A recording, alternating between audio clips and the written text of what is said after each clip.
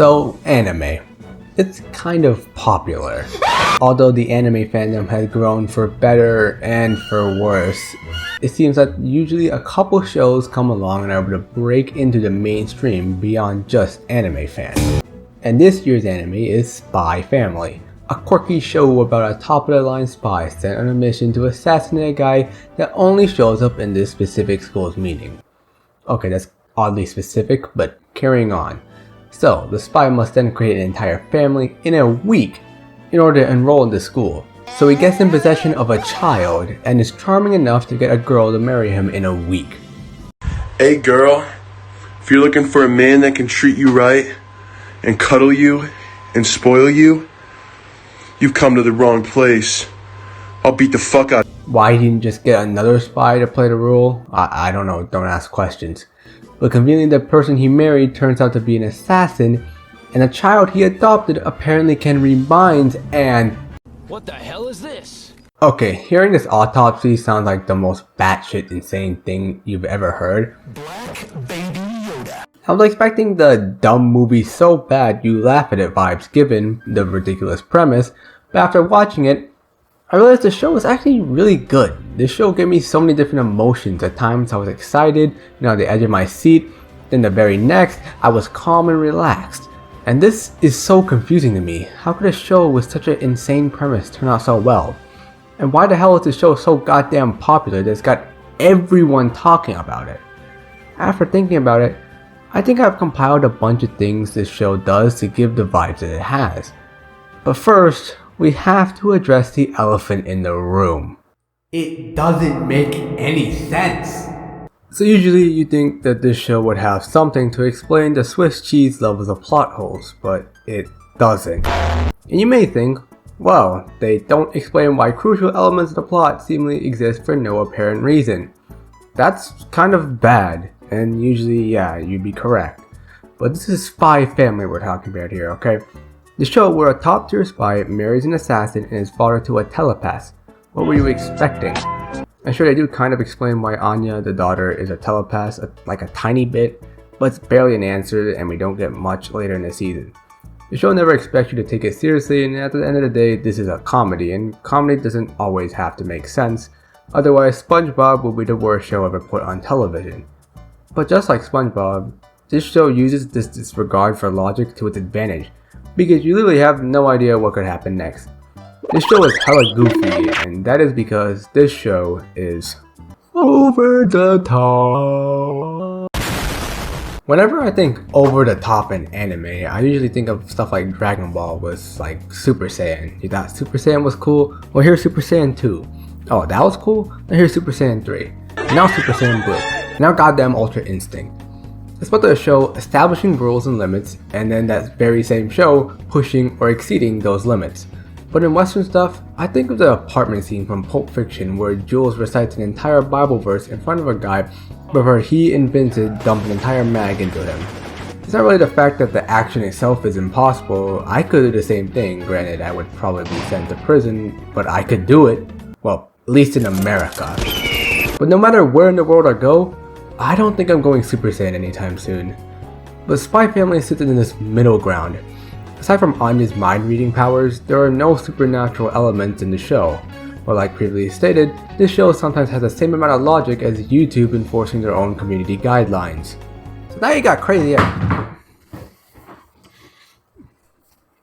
Ignore that. So now you got crazy ass shit going on and it doesn't make anyone blink an eye. Home run!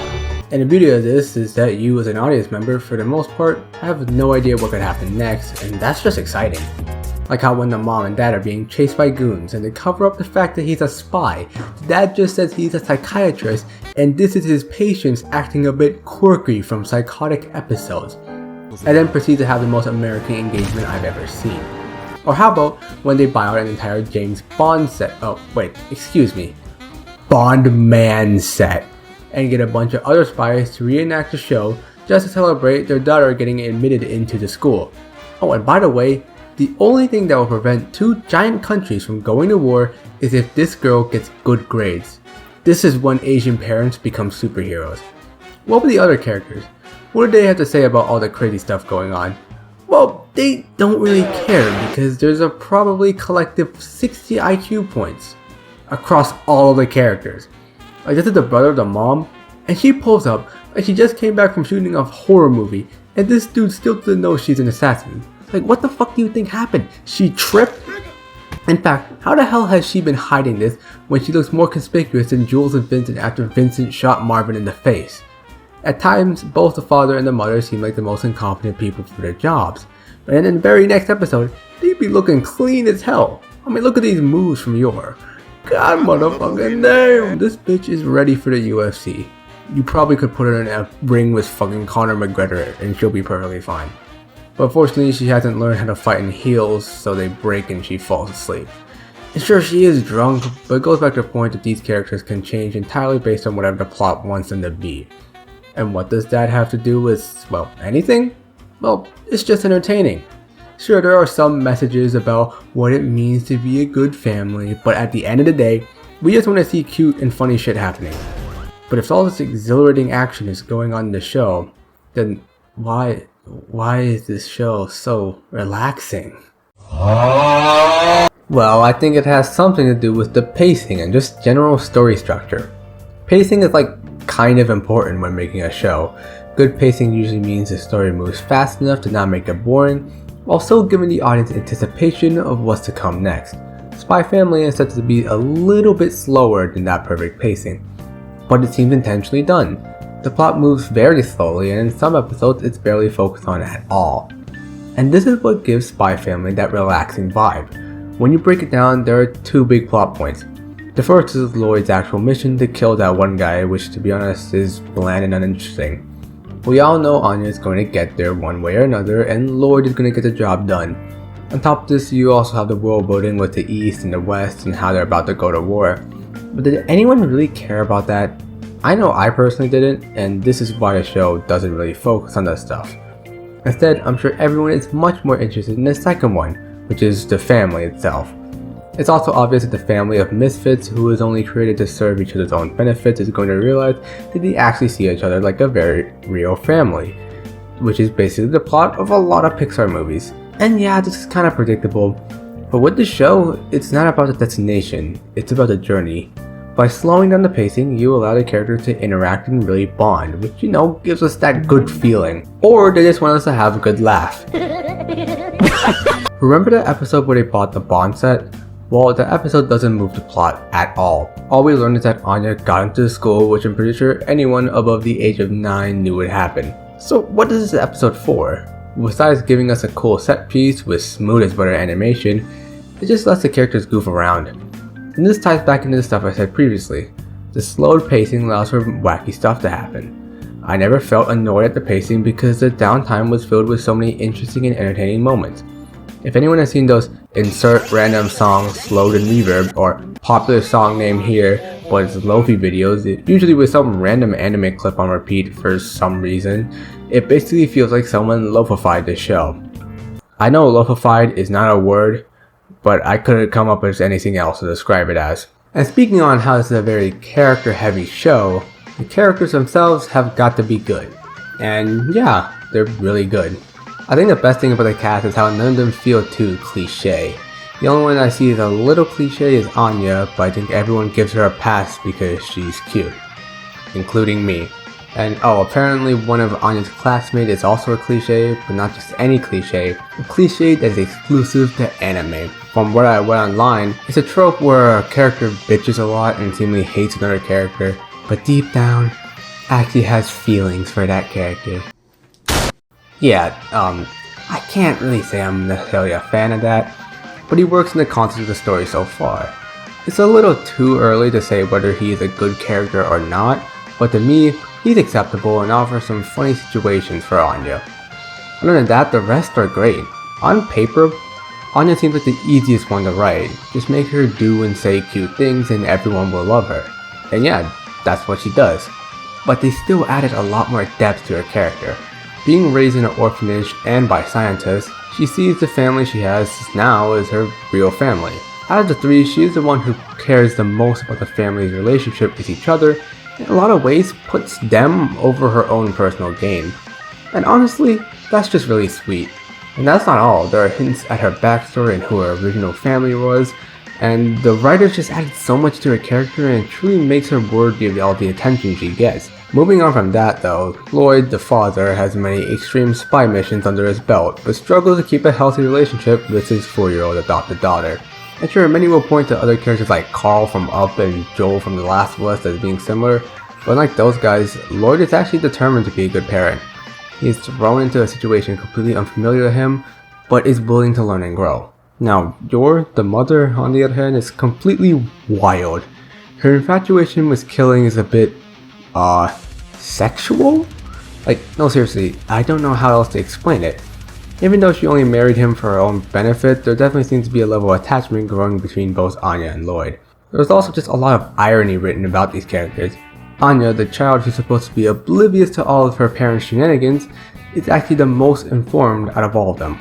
Lloyd, a spy with many extreme missions under his belt, is struggling to raise a 4-year-old. And finally, Yor, an assassin who kills people without remorse, is now the caretaker of a daughter. All this irony just adds to the comical nature of the series, and I don't really have time to go through all the other characters, but just know that while they're not being as interesting as the main cast, they still serve their purposes well and are all just really entertaining.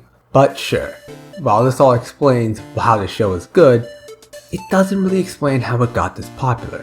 I mean, I hear people who don't even watch anime like this show.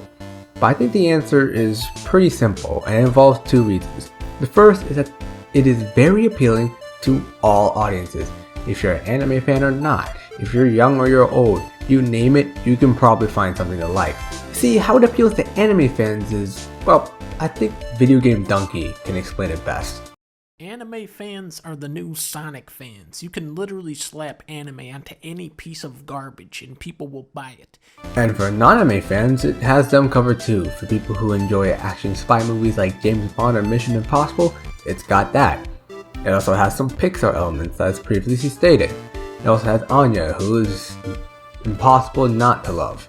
Actually, now that I think about it, when people really like an anime girl, or in other terms, have a waifu, a lot of people will think they're weird, and usually it's justified.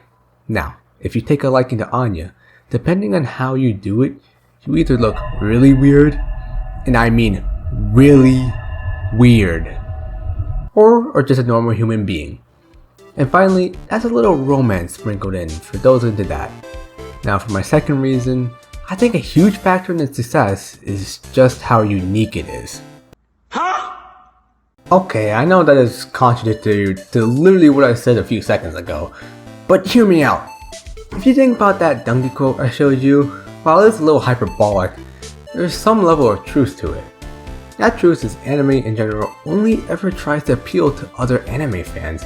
This is why you have some tropes and genres that are so unbelievably specific to anime. Spy Family only borrows a couple of those ideas, and then borrows some from Western shows like James Bond. What you get is this really unique show that nothing is truly replicated. There are only 2 other things that I have watched that somewhat remind me of this show. The first is old school James Bond movies. No, older. Maybe a little older.